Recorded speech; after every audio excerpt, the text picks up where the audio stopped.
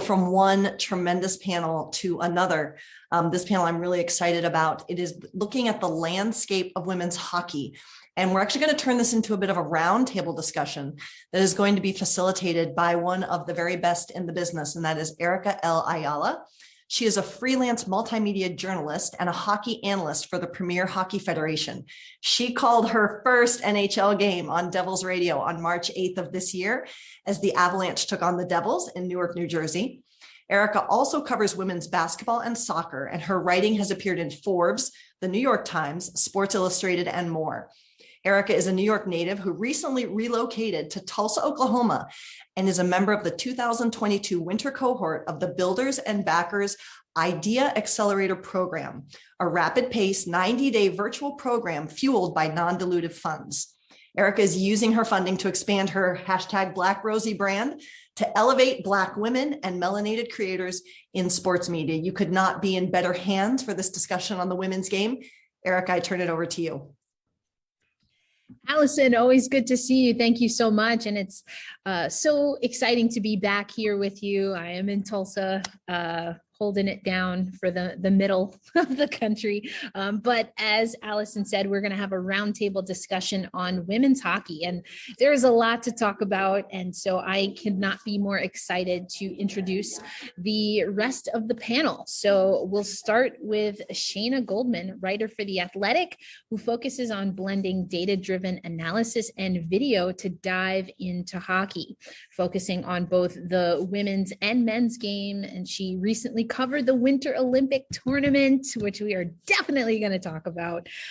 She also contributes to Sportsnet, Sports Logic Data, and is the co-creator of the BehindTheBenches.com and 1/3 of Too Many Men podcast. Shayna, how are you?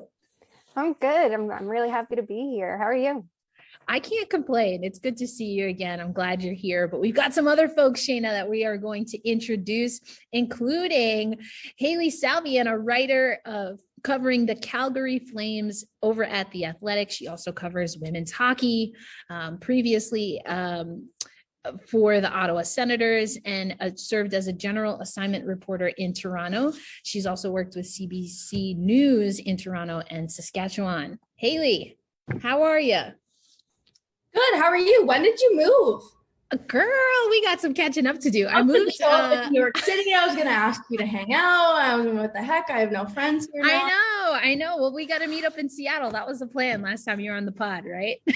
We'll figure it out. We'll figure it out. You know, our mutual is in neither Calgary or Seattle anymore. We're now in Toronto. We'll figure it out.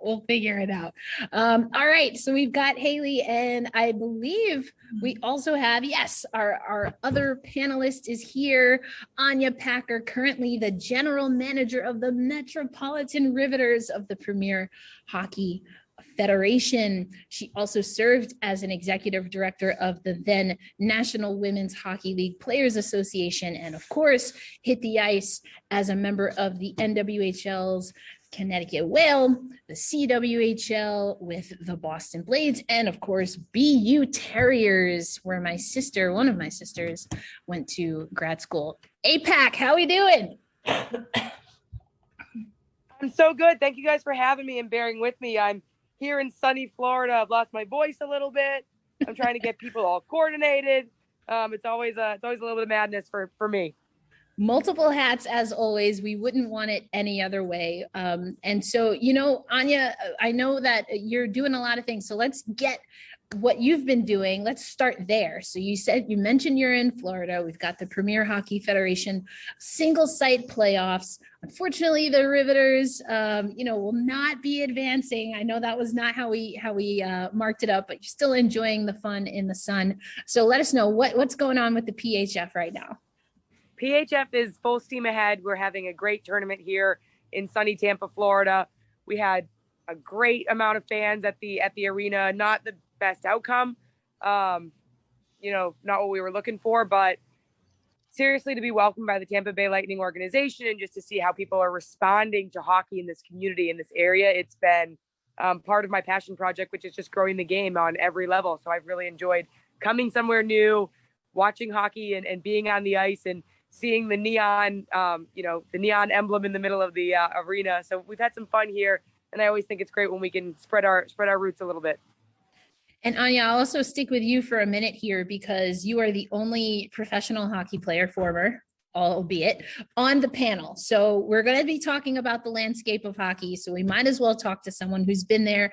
As I mentioned, you played at the NCAA level, you've played in the CWHL, you've played in the NWHL, which of course is now the Premier Hockey Federation. So give us an overview of what your experience was as a player and now how you see women's hockey growing from the eyes of an executive. Yeah, I think for hockey for me has taken a lot of different forms. When I was at BU, we were still a very young fledgling team, not necessarily at the Wisconsin level yet, where you had 2 bags of gear, a practice rink, a game rink, hundreds of thousands of fans. We are still doing a lot of building. And so I think that just speaks volumes for what has been my long-term career, which is starting low and building up. We made it to a national championship. So watching the level of play ratchet up there and then watching what that organization has become has been phenomenal.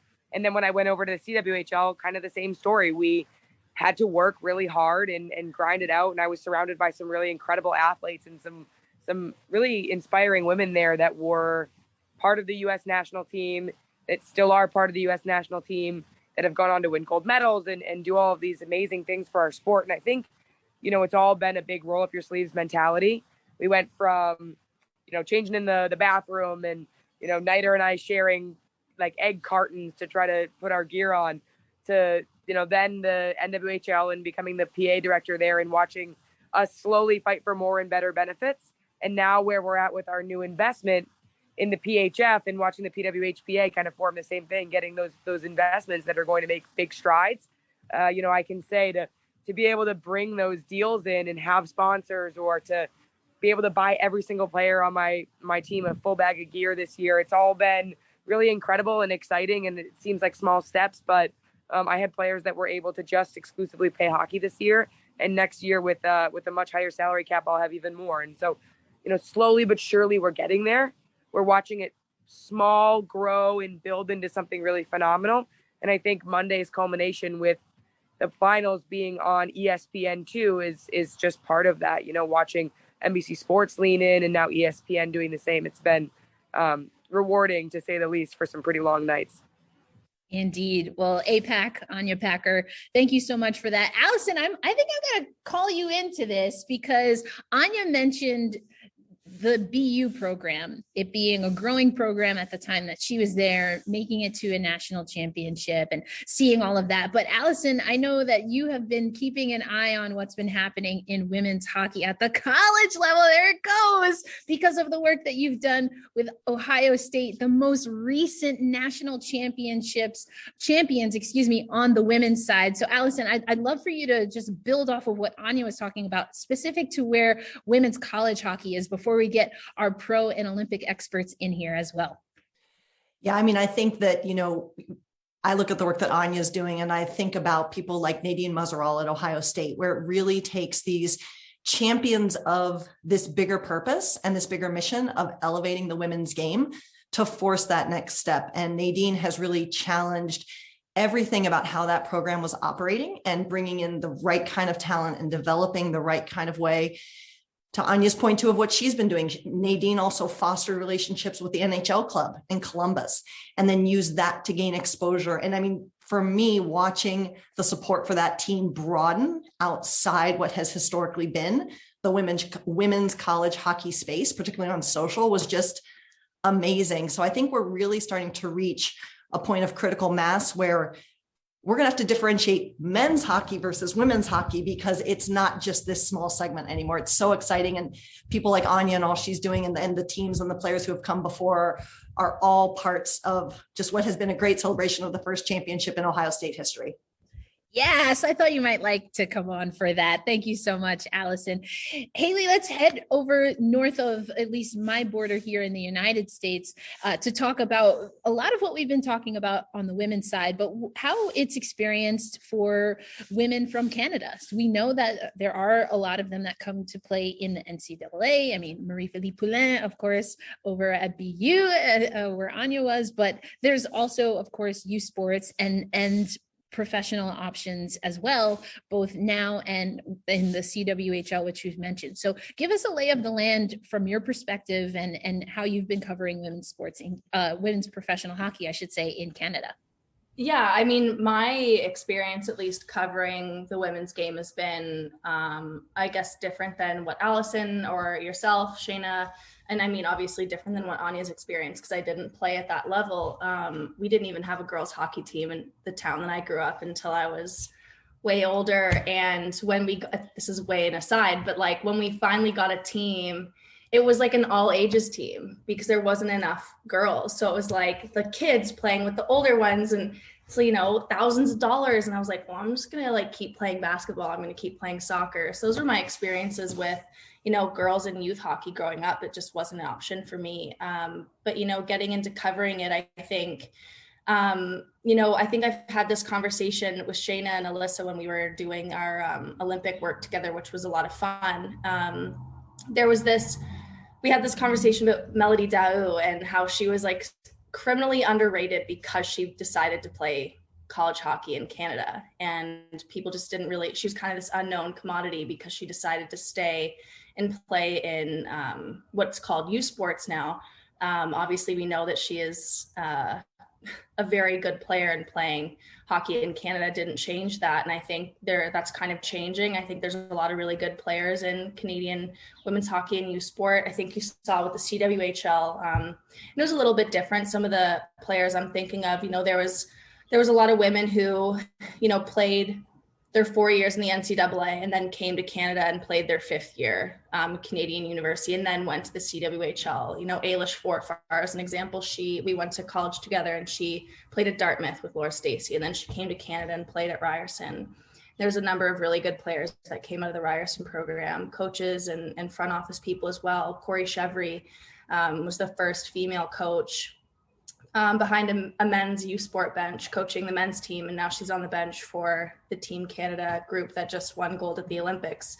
You know, Lisa Hailey was a coach at Ryerson as well, and she's, you know, quite involved now with the PHF and the Toronto Six. So there's a lot of, you know, Canadians doing big things in hockey, whether it's playing, and as you mentioned, you know, Poulin playing, you know, going to the stateside to play her college hockey, then coming back to Canada. I mean, she started playing professional women's hockey when she was, I think her debut season, she was like 16, 17 years old, playing for the Montreal Stars with Caroline Ouellette. And, you know, I remember talking to everyone about that. I was, you know, digging around on some untold stories about Poulin, and they're like, you just knew that she was going to be a stud even when she was a teenager playing pro hockey, because she came in and was point per game player. So I don't know. I feel like that's just me rambling a lot about Canadian people, but I think you see with the Olympic team, the World Championships, it was unfortunate, you know, the women's worlds. I was one of the only people in the building, and you could have just imagined like how many fans would have been in that stadium for how good the games were. And I'm not just talking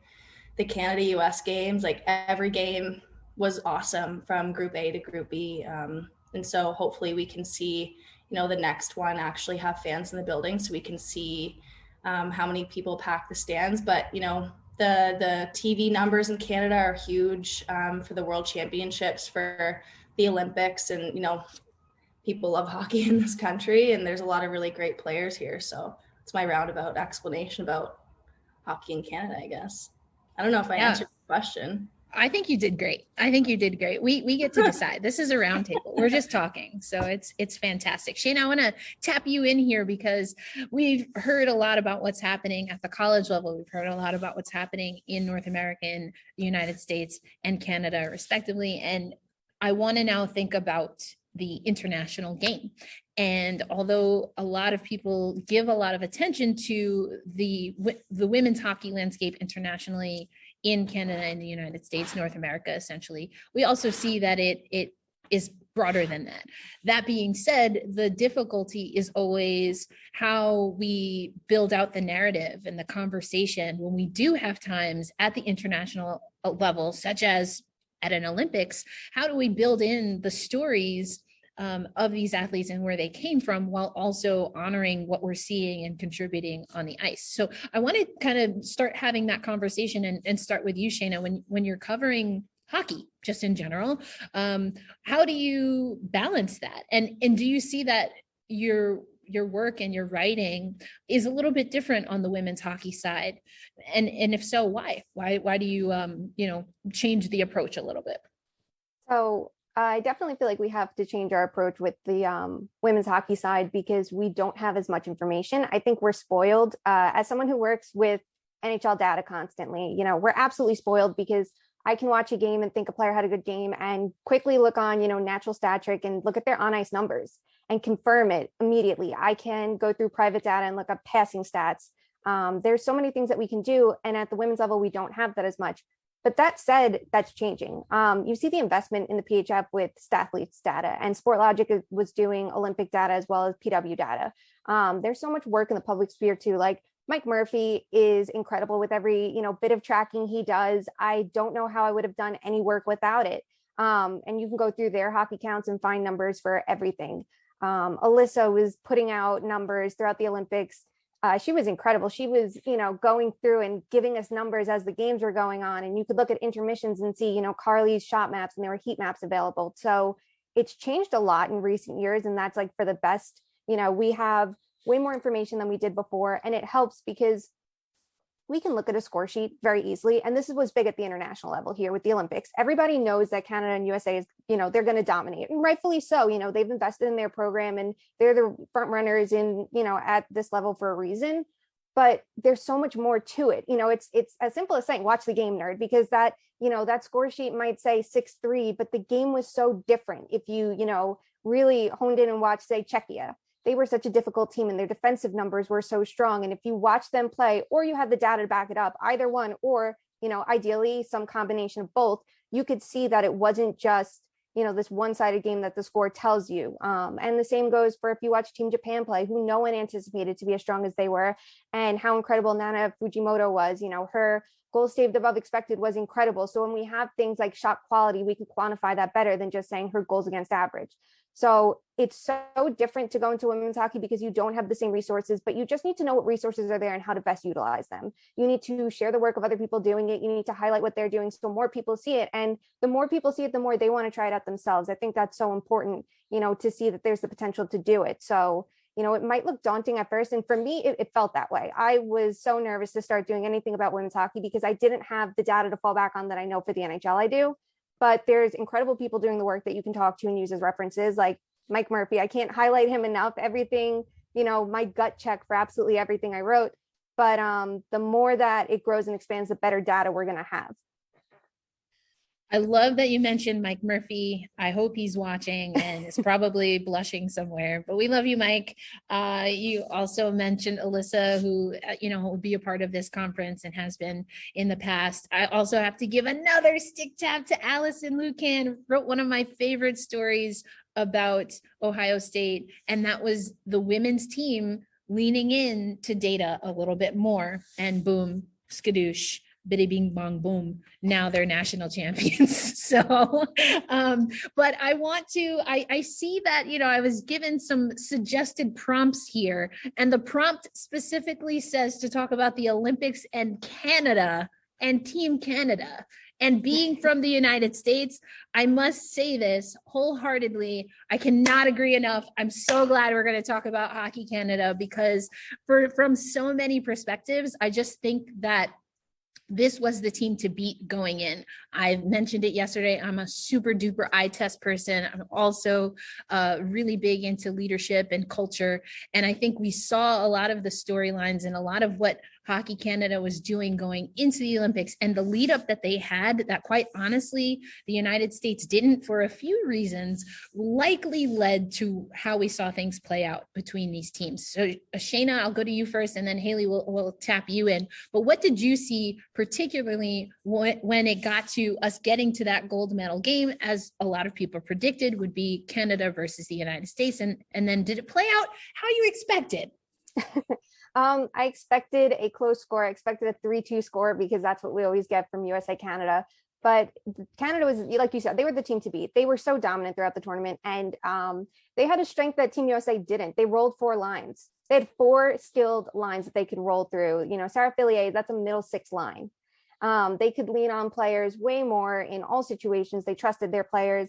And yeah, there was a lot to watch. Their special teams, that was a huge advantage. Their power play was clicking. They also have a power kill, which, such a fan of. Love to hear the players talking about it as well. Recently on the NCAA broadcast, Hillary Knight was citing power kills. That's so great. But, Team USA had such a weak power play, and it's something that they don't practice enough. And you could tell. And as much as they were making adjustments, switching Alex Carpenter to her onside at one point was one of those adjustments. That's great, wonderful, but you really don't have the time to practice that in an Olympic setting. So maybe they should have practiced it beforehand when they had all the time in the world and knew it was going to be an issue going into it, but they didn't. So there was so much that we could see from watching. The benches were short. Going into that game, that USA definitely looked like the more tired team, and it showed immediately. Maybe if they had looked and changed their perspective of how they analyzed this team, they could have, worked those differences out sooner, like playing Jinsey Dunn, who sat on the bench and had strong underlying numbers from the data we have. We don't have on ice, but from everything we see, that was a player who was playing well. Or Abby Murphy in some games was playing really well, and she wasn't getting the time either. So if they had those, little tidbits, which I'm sure they did, they could have been encouraged and wanted to see them in an expanded role. But, no, but Team Canada was so stacked, and it was incredible to see, how many other players were contributing these high quality shots like Sarah Fillier and Sarah Nurse when you expect it to be Marie-Philippe Poulin. And the interesting thing was, a couple games in, I remember hearing like, is she just coasting? And, she really wasn't. This was a player who was leading the tournament with passes to the slot, and her playmaking was standing out. So yeah, that was outright the team to beat. They were built that way. They played that way. The coaches deployed them that way. Their systems were that way. And that's the gold standard for everyone else to look up to. Literally the gold standard. Hailey, what's your assessment from being able to see, as you mentioned, Hockey Canada, not just at the Olympics and following that tournament, but also at World Championships? Yeah, I think, excuse me, I thought the World Championships kind of showed a little bit of what we could expect from a lot of these teams. I think a lot of things that happened at Worlds played out somewhat similarly at the Olympics. I know Alyssa and I kind of kept rating, Alyssa Longmuir and I, we did power rankings. We did 2 rounds of them, and we had Switzerland up pretty high, and then they had a pretty shaky start to the preliminary rounds, and then we still ranked them high because we're like, well, this is exactly what happened at Women's Worlds, and then they beat ROC to go to the semifinals, and we just see that happening again. And it did, and I think that's what made it really easy to rate Canada so high heading into the Olympics, is they were so dominant at the Women's World Championships. Melody Daou had a great tournament. Marie-Philippe Poulin had the OT winner again. Sarah Fillier really started to show on that stage, the next one is here. And then I thought Team USA on the other side showed that there were some issues there. Their power play was very bad at Women's World Championships. It was an issue. And Erica, you questioned the coach about that. And he said, it's not really a big deal. I think it was. I think special teams are kind of important. We saw them shorten their bench, as they always do. So I think a lot of the things, again, that we saw in the Worlds were really indicative of what we could expect in the Olympics, and a lot of that came true. I thought that, heading into the tournament, one of the big questions was what does Canada need to do to, win gold? They were heading into an Olympics as the reigning runner-up for the first time in 2 decades. What do they need to do to change that, to get back a gold medal? And it was essentially, do what you did at the Women's World Championships, try to carry that momentum from that and the rivalry series over to the Olympic stage. And I think there was a lot of questions, about maybe goaltending. I think some people weren't really sure about Anne-Renee Desbiens. I'm not totally sure why. She was excellent. There was questions, maybe, Sarah Fillier was great at the Women's World Championships, but the Olympics is different. And I think we just saw this culture from Team Canada. You heard from all the players about how special the group was, and you'd ask them to explain it. And it was just, I talked to Brianne Jenner about this, and, it was like, what did you guys do as a veteran group to make Sarah Fillier and Claire Thompson and these young players feel comfortable and confident enough to go out and do the things that they're doing right now? And there was this culture that they created in the locker room that was, doesn't matter if you're the 7th defender, doesn't matter if you're a rookie, doesn't matter if you've played 300 games, all of us in this room have the opportunity and the ability to do something that is going to change the game, that's going to help win us a gold medal. And I think it just made everyone feel comfortable and confident and, you know, believe in their ability to go out and do what they did. And I think you look at someone like Sarah Nurse. She was injured during the pre-tournament lead up. She missed a lot of time. And I think there was questions over, you know, is she going to be 100% coming to the Olympics? When she played her first Olympic game, the last game that she had played, I believe, was in October. So there was a significant amount of time between games for Sarah Nurse. She started in the bottom 6 in the pre-tournament. She was like a 4th line center. And what she did coming in and grabbing hold of an opportunity to play on the top line, and then not just play on the top line, but set an Olympic record. I think that is as good as an example as Sarah Fillier coming in as a rookie and doing what she did, and Claire Thompson coming in as a rookie and doing what she did. This was a player who came in as a 4th line player who hadn't played in a while and set an Olympic record, because that just speaks to the depth of Canada. I remember Ryan Clark, our friend from Seattle, he sent me a message when I did my Olympic roster projection, and I had Sarah Nurse as the 4th line center just because of injury. And Blair Turnbull's usually the 2C, and I was looking at the first 2 lines, and or the 3C, excuse me. And he texted me like, is Sarah Nurse seriously the 4th line center? Like, how good is this freaking Canada team? Like, how is that possible? She's amazing. And I think that just speaks to the depth that Canada had, and we saw them just completely dominate at the Olympics because of that depth and the fact that the coaching staff used it. Laura Stacey had scored more goals than any American not named Hillary Knight, and she was a 4th line right winger. So Canada was just too much for everyone to handle at the Olympics. There is so much that you just said that I was like clapping along with, including, of course, you knew if you didn't bring up Sarah Nurse, that I was going to bring up Sarah Nurse, because there have been conversations about whether she is a center or better suited on the wing for this national team. As you mentioned, there is the injury that she sustained. And then I also saw a different aspect of Sarah Nurse's game, because she was playing on a line with Marie-Philippe Poulin and Brianne Jenner. And she talked about using her size, her physicality, being a little bit more of a playmaker to set those players up. And I mean, look at what that line did.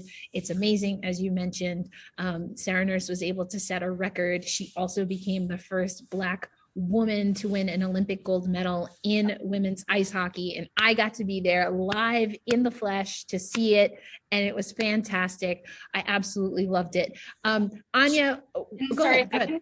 If I can cut in on you too, Erica, just to like talk about Sarah for a second, just talking about, you know, how good she is. I think she's a player that when we were doing our, you know, ranking of the top 50 players, because the injury and because where she'd been slotted, she's a player that was so hard to rank and identify, but like she's someone who just does everything really well. Like she's really good at creating space for herself. She's really good at digging into the corners, and as you said, you know, playing on a line with 2 players who will drive play offensively. So she can be the player who can go into the corner and dig the puck out, but she's also the player who can take you one-on-one. She's also the player who has an amazing shot. She can just roof it top corner on a one-timer if she wanted to. She can play in all situations. She became a very good defensive player as well. And I think when we like look back on our rankings, when we look back on our top 50, like Shayna and Alyssa can talk about it too. We had Sarah Fillier 7th, and we were like, oh man, that's way too low. Yeah, Sarah Nurse was in like, I think our 4th tier, and we're like, man, that's way too low. It's so hard because there's just so many good players. How do you place them all? You know, women's hockey is just in such a great space right now where we're talking about, you know, rating Canada's 4th line center too low, because she is an Olympic record holder now and an incredible hockey player. And it's not just Canada and the US we were discussing. We had tons of players from Switzerland, and we had players from Sweden. We had players from Denmark, Japan. I think women's hockey is just in such a great place internationally, even though some people think that it's not and it shouldn't be in the Olympics. Ooh, listen, that could be a whole panel. And on that note, I did want to bring in Anya here because as Hailey just teed us up, I mean, obviously we've been talking a lot about Hockey Canada. I do want to talk a little bit about the United States. It's been alluded to a little bit with systems and coaching. We have to remember that there was an abrupt coaching change before World Championships. Some of that, though, as far as not working on special teams, didn't necessarily change that much heading to the Olympics. But this is a team that still got to the gold medal game. This is a team that if they had a little bit more time, maybe even a minute, 60 more seconds, this is maybe another gold medal game at the Olympics that goes into overtime, extra hockey. That tells me that there's a lot of skill still on this US team. So Anya, we'll have to hold it down for our country here. What did you see from the United States?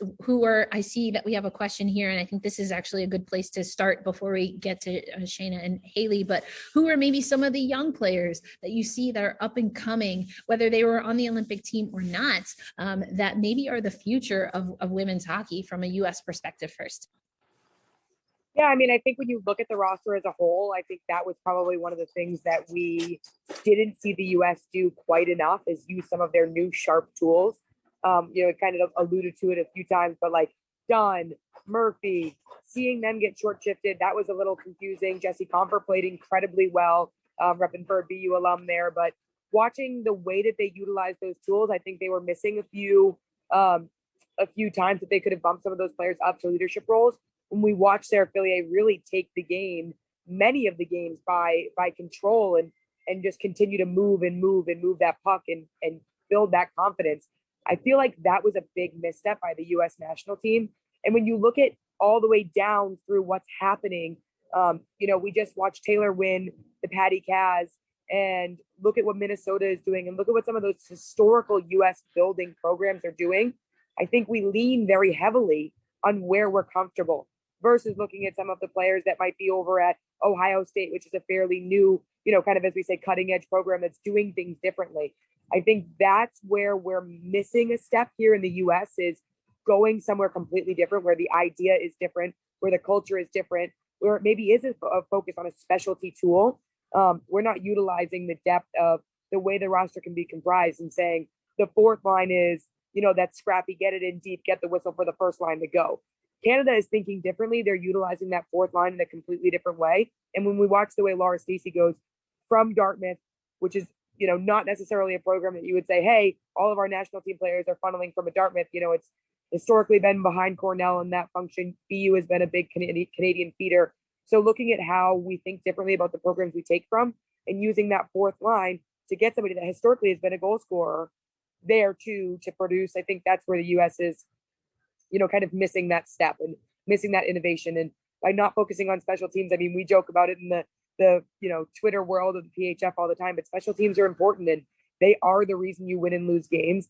There is no question. And to watch a power kill happen and to watch a team really perfect that, that's a team that's dangerous because whether they're up or they're down, they're going to put pucks in the back of the net. And the U.S. needs to start to figure out how to sharpen those tools that are younger and not necessarily rely on the players that have created a fabulous legacy, but can at times be very predictable. Hillary Knight's coming in the slot for that hard shot and that quick release. So you're going to play a little bit differently, or Amanda Kessel has that speed. So let's flip it up. Let's use a different player and let's start to build up the confidence of some of those younger folks. And I think those are some of the edges that Canada just definitely did. And I think that comes from a very skilled coaching set and a very skilled front office. As being a front office myself, I know that there's times that you can find yourself retracting into old school hockey mentality, and it doesn't make your team innovative and it doesn't win hockey games. Yeah, I want to hit on that in two different ways. There's a question here actually about what general managers and then also as writers, what we can do and how we can use data and analytics and what we'd like to see in the future. So Anya, I'd like to kick that off with you. And then also we know we're going to have to get to this point in the conversation. And I think what I heard you saying, Anya, is a lot of women's hockey is still through the guise of men's hockey.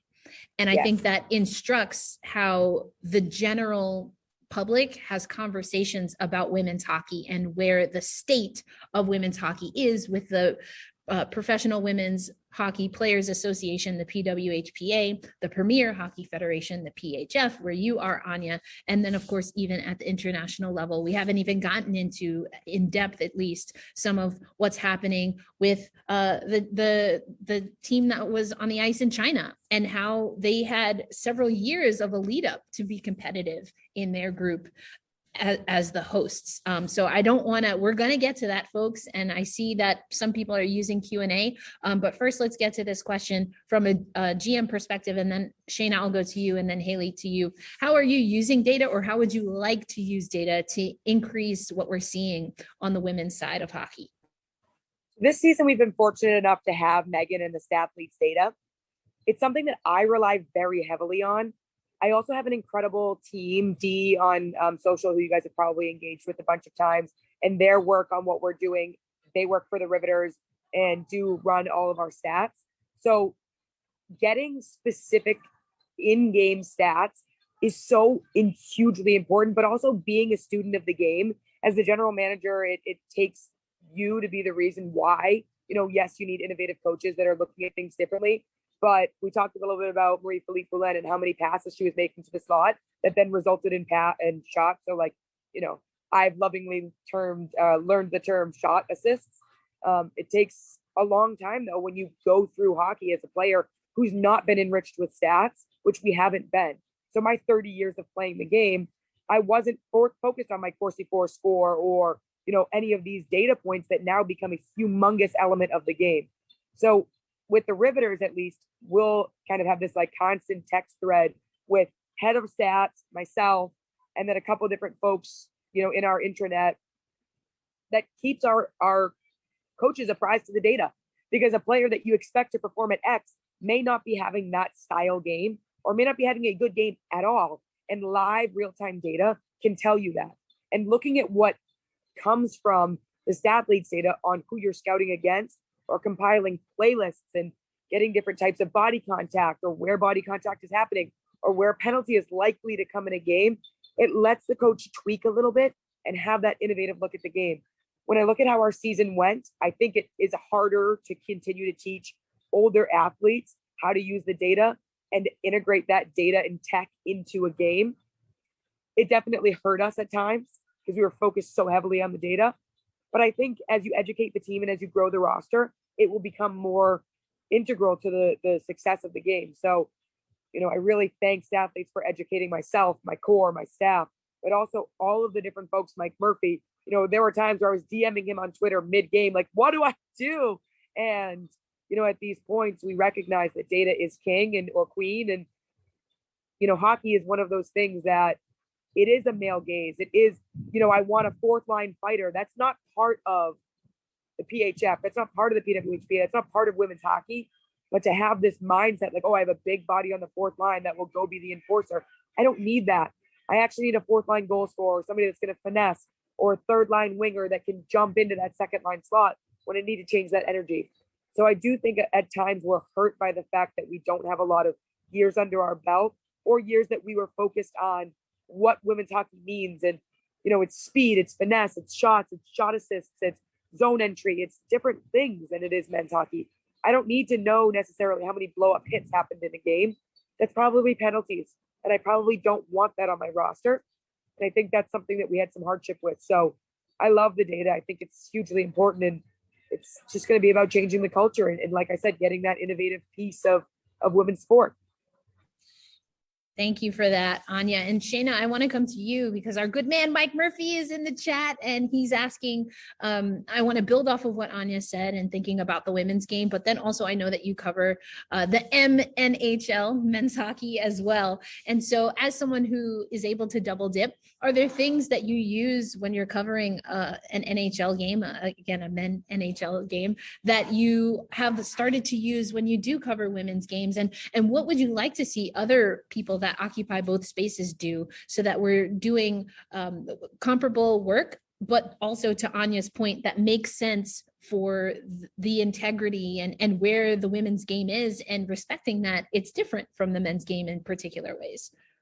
Well, I think it helps that I have learned I learned so much about data through the men's game. So I know what's out there. I know how to use it. And now I can apply it to the women's game as well.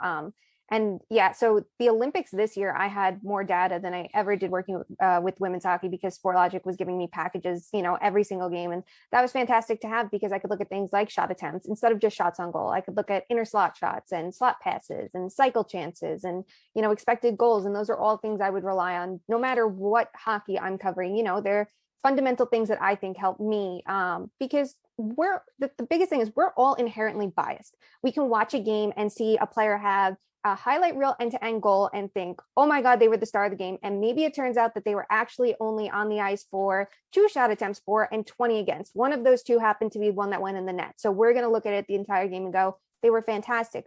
Maybe they weren't. So this helps us confirm our beliefs. It helps us find more questions too. And I think that's most important when you have a belief and you can go back through the data and see how it doesn't line up and you can ask questions and now start going through other data points and going through the video to try to figure out where you went wrong with your eye test and what you're missing and look at something a little bit differently. That's the most important thing.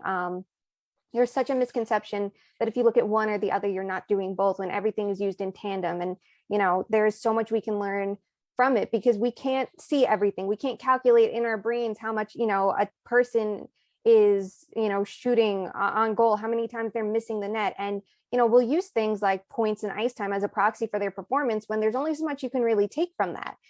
Points are the surface level. Maybe it helps to go points per 60. So it's things like that that definitely help. And, I said it before, there's so many people doing incredible work in the women's hockey sphere to come up with different ideas and different things. And some of it are things that we have in the men's hockey sphere, and it helps to have it in both, like shot maps, like shot pressure charts. I know Alyssa did.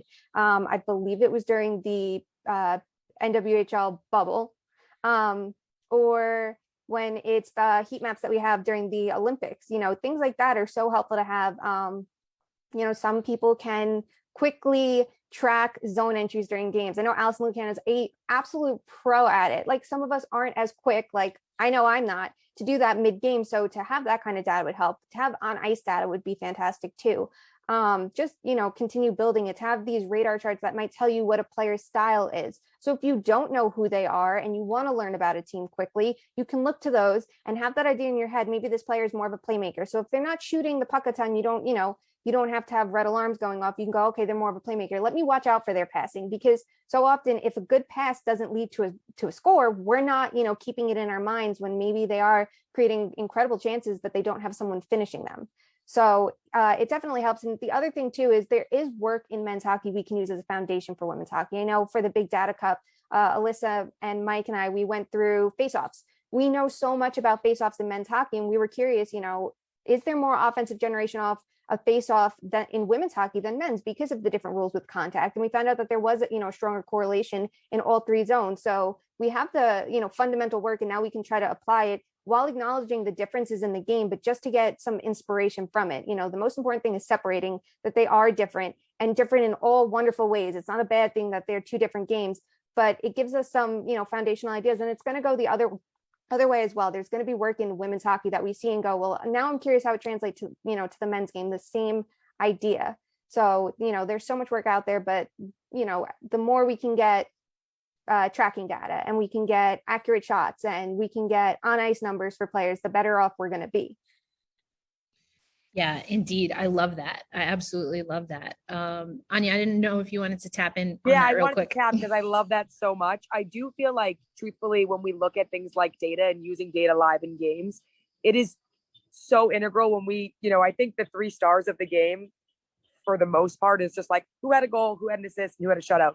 And as we look at things like awarding players for actual ability, I think that's where, or not ability, you know what I mean, but like success in the game, that's where I think some of those data points that we don't historically see in women's sports or women's hockey, I like to go big picture, but women's hockey specifically, now seeing Sportslogic, now seeing Stathletes starting to produce data that's that clean, that gives us some real tangible data to understand why Marie-Philippe is so much better than everybody else. I played with her, I played against her in practice, and I know because I've been on the wrong side of her passes. But when you see the game, you're like, wow, she's incredible. But when you see the data, you're like, wow, that's why. And so it starts to make more sense. And so I think filling in the data with leveraging what we know about the men's game, watching how it comes into play with the women's game, and having that explained to us why players are incredible allows for myself as a general manager to make more informed decisions on how you're building your club. Kendall Cornine last night, for example, she was at 77% on her faceoff wins, most of them going to the left side. So we can make those adjustments in game to start to put her in a position for success, so we can generate some of that offensive power from where she's at, what that skill is harnessing. So, I think that data live in time helps when you build your lines, helps when you figure out who should be that wing, who should be that person receiving that puck. Should we put someone on the off wing so it can be an immediate shot? So everything you're saying, I think, is amazing. And from the front office, it's just incredible to watch it start to actually take real form. And the Big Data Cup is, something I have a lot of love and respect for, because I know it takes 100 million hours to make. And I can only be a fan of some of those heat maps.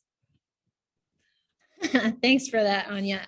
Hailey, I'm going to allow you and I to kind of tackle some of the bigger issues that we're not going to have a lot of time to get into. But I mean, again, I kind of mentioned that the elephant in the room is this conversation that as of even last week was, where is the National Hockey League when it comes to women's hockey? What does that look like? I certainly have my opinions, but I'm glad actually that in this roundtable that we focused on the women's game and what is and where we'd like the data to be, because I think at least that's a part of the conversation that we don't often see when it comes to like who's responsible for women's hockey and its growth and sustainability.